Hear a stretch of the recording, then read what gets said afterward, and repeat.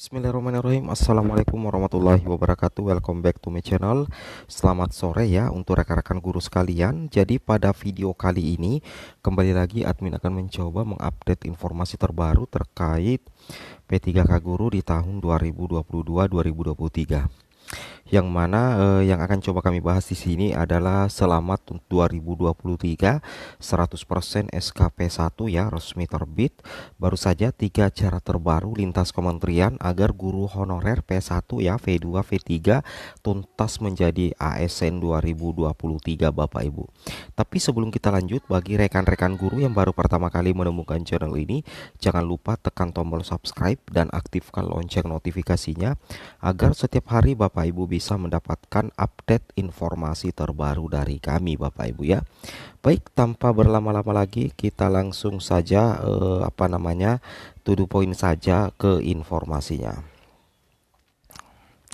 Jadi 3 cara terbaru ya lintas kementerian, yang mana di sini sudah ada hasil rapat sih sebenarnya ya di Kemenpan RB kemarin. Di sini kami tampilkan kebutuhan guru dan tenaga kependidikan P3K tahun 2023 ya. Ini slide dari Mendikbudristek ya November 2022 kemarin Bapak Ibu.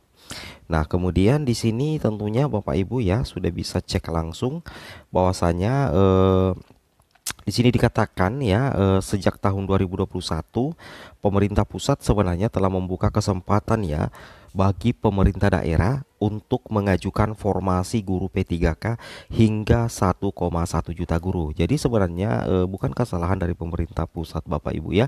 Karena kenapa?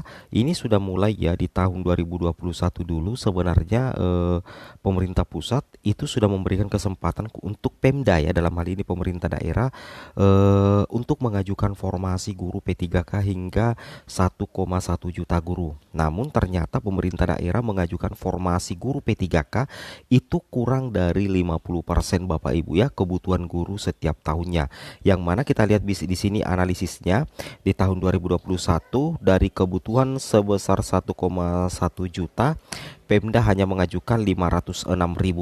Nah, sedangkan di tahun lalu tahun 2022 kebutuhan sebesar 781.000 guru, ternyata Pemda hanya mengajukan 319.000.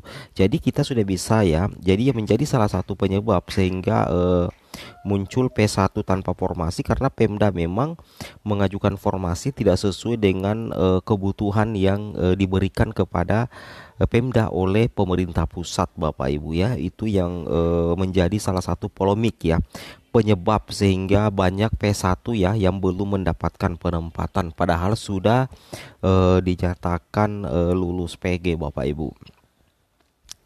Kemudian di sini kita bisa lihat lagi ya bahwasanya di sini kita lihat ini adalah terdapat 60 pemerintah daerah yang telah mengajukan formasi guru P3K memenuhi 100% kebutuhan guru di wilayah masing-masing.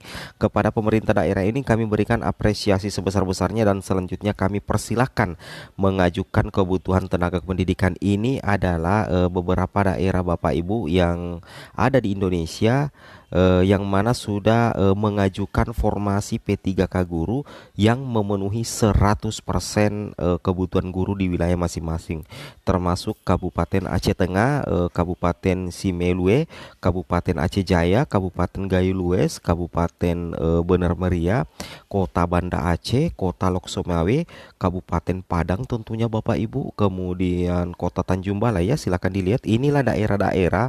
Silakan Bapak Ibu cek nama daerah masing-masing apakah sudah memenuhi 100% kebutuhan guru di wilayah masing-masing.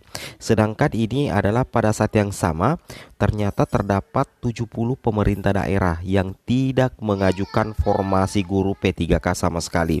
Jadi ini adalah daftar nama daerah ya yang ada di Indonesia, yang mana 70 pemerintah daerah ini tidak mengajukan formasi guru P3K sama sekali di tahun lalu ya, tahun 2022. Ini sangat disayangkan Bapak Ibu ya. Ini sangat disayangkan. Oke, kita lanjut lagi. Nah, kemudian untuk tahun ini ya, tahun 2023 sudah ada kabar gembira bahwasanya tahun 2023 nantinya Kemendikbudristek telah menghitung kebutuhan guru sebesar 662.919 guru P3K. Jadi untuk tahun ini 2023 Bapak Ibu ada 662.900 kebutuhan untuk guru ASN P3K. Jadi intinya nantinya di sini pemerintah pusat dalam hal ini mendorong pemerintah daerah agar mengajukan formasi guru sebesar 100% kebutuhan. Jadi sebenarnya Bapak Ibu ya, pemerintah pusat sebenarnya ingin agar seluruh guru honorer tuntas, tapi karena pemerintah daerah yang mengajukan formasi setengah-tengah 2 tahun terakhir ini, sehingga masih ada P1 tanpa formasi. Inilah yang melatar belakangi sehingga untuk tahun 2023 ternyata formasi itu lebih besar lagi ya, 662.000, dan mendorong pemerintah daerah untuk mengajukan formasi guru sebesar 100%. Di sini dikatakan anggaran gaji dan tunjangan melekat guru P3K telah menjadi bagian dari transfer daerah. Nah, untuk mengantisipasi apabila misalkan tiba-tiba Pemda tidak mengajukan lagi formasi sesuai kebutuhan, maka nantinya di sini jika pemerintah daerah tidak mengajukan formasi sesuai kebutuhan, maka pemerintah pusat akan melengkapi jumlah formasi guru P3K.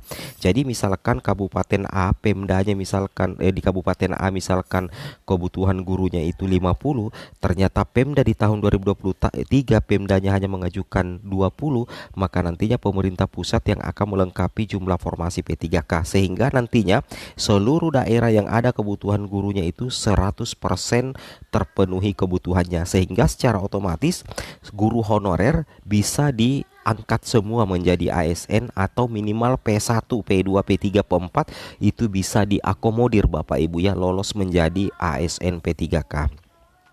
Kemudian nantinya di Undang-Undang APBN dan Peraturan Menteri Keuangan itu mengatur bahwa anggaran gaji dan tunjangan itu melekat bagi P3K, tidak bisa digunakan untuk hal lain. Nah, jadi untuk gaji dan tunjangan P3K nantinya mulai tahun 2023 itu tidak bisa digunakan untuk membiayai pendidikan yang lain ataupun digunakan untuk hal-hal yang lain. Semata-mata itu sudah spesifik bahwasanya gaji dan tunjangan P3K itu untuk guru P3K.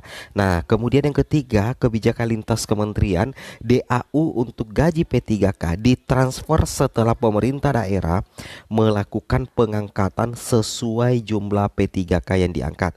Jadi nantinya DAU baru ditransfer ke Pemda, ke kas daerah apabila pemerintah daerah sudah melakukan pengangkatan dan disesuaikan dengan jumlah P3K yang diangkat, sehingga dana itu betul-betul mengarah kepada formasi gaji tunjangan guru P3K. Seperti itu Bapak Ibu ya. Itu yang wajib Bapak Ibu pahami, dan inilah nantinya yang akan diperbaiki Kemendikbudristek di tahun 2023 sehingga nantinya lebih baik daripada tahun 2021 dan tahun 2022. Seperti itu Bapak Ibu. Kemudian kita lanjut lagi di sini, Bapak Ibu perlu pahami juga bahwasanya inilah 3 kebijakan ya, paket kebijakan pemenuhan guru dari Mas Menteri Nadiem Makarim untuk diterapkan di tahun ini. Bapak Ibu perlu ketahui bahwa 3 paket kebijakan ini itu sudah mendapatkan restu dari pemerintah, dan sebenarnya kita sudah bahas juga ini berulang kali Bapak Ibu ya. Itu yang harus Bapak Ibu pahami. Nah, sedangkan dari Kemenpan RB sendiri bahwa di tahun 2023 itu ada 4 arah kebijakan pengadaan ASN Bapak Ibu ya. Yang pertama itu fokus pada pelayanan dasar guru dan tenaga kesehatan dengan seoptimal mungkin menyelesaikan masalah non ASN. Jadi guru dan tenaga kesehatan akan menjadi prioritas dari Kemenpan RB terkait pengadaan ASN tahun 2023. Alhamdulillah ya, mudah-mudahan direalisasikan. Semoga bermanfaat. Lebih dan kurangnya mohon dimaafkan. Assalamualaikum warahmatullahi wabarakatuh.